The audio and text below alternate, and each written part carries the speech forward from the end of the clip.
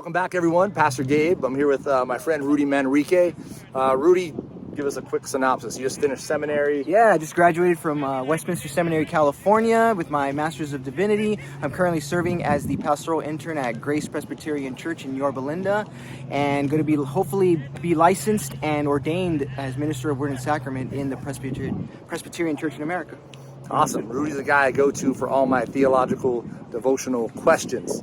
So today I wanted to read a passage. I've been talking about it and I wanted to get Rudy's take on this. So we're looking at Matthew chapter 6. Jesus talks about, not loving two masters, that we're either going to love one and be devoted to one, or we're going to hate one, right? Yeah, right. And so he ends up by saying you can't serve both God and money. That's right. And so we've been going through Dietrich Bonhoeffer's work, The Cost of Discipleship, which I think you read in seminary or before seminary. So Bonhoeffer says this: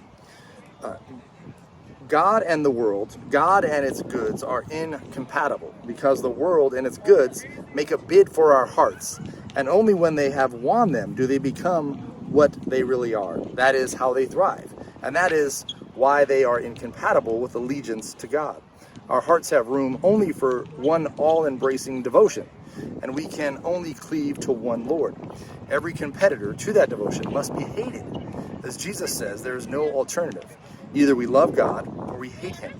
We are confronted by an either or. Either we love God or we love earthly goods. If we love God, we hate the world. And if we love the world, we hate God.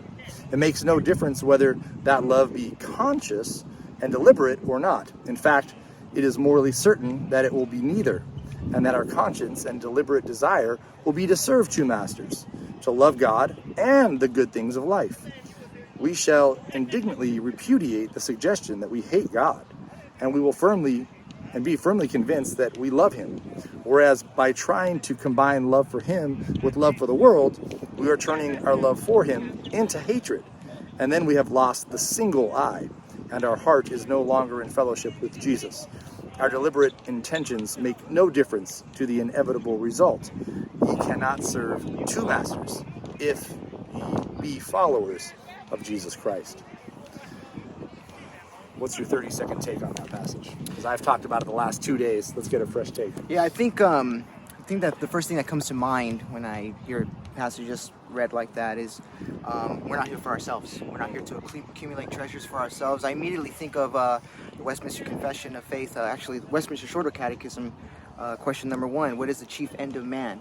Right. Man's chief end is to glorify God and enjoy him forever. Right? Not enjoy him forever, not to accumulate things here on earth, not to waste away our lives by pleasures and debauchery and things of that nature, but to glorify God in both our body, our time, and our energy, and that's those sorts of things. We're not here for ourselves. If we've been bought with a price, we should honor our God. We should honor God with our possessions, with our body, with our mind.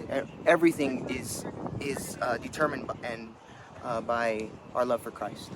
That bought with a price. I didn't think about that verse in reading this, but that's true. So if Christ has bought us, if he owns us, then we have no right to try to serve two masters because he owns us, right? That's right. So that's a good picture. And I think that's what Bonhoeffer points out, that what we're actually doing is trying. The natural human wants to serve two masters. No one wants to hate God, right? Very few.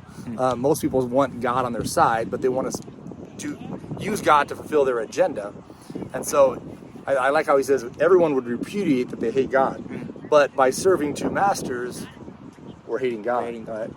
So we'll leave it at that for time's sake, but we have to all ask ourselves, right? If we claim to love God, do we have a single devotion? He calls it about the single eye, meaning we have one singular focus, and is that Christ? And if it's not, there is actually hatred in our heart towards God, whether it's conscience or not. That's I think a profound theological statement right there. Yeah, that's a challenge. So that's a challenge for us. Have a blessed day. Ponder that. Pray on that. We'll see you guys soon.